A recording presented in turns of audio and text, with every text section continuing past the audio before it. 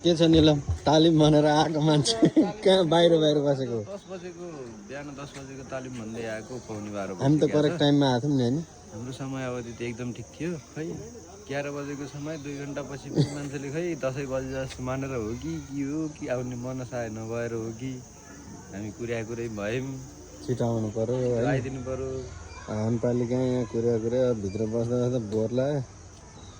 बाहिर केही गरेनन् भन्ने तालिम लिँदाखेरि पनि तालिम लिन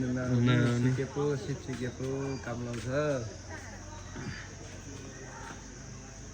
यस जङ्गलको बिचमा छ हाम्रो पालिका पनि है सालका रुख छ बेचेर आयो नि हुन्छ कि अमिला फलेको कि के हो यो फले कि बुटो मात्र ओ उहाँ रहेछ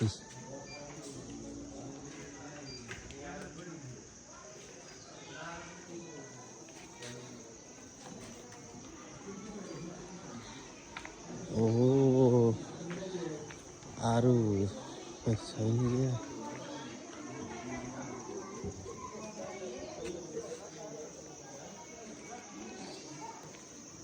पुरा घना जङ्गल जस्तो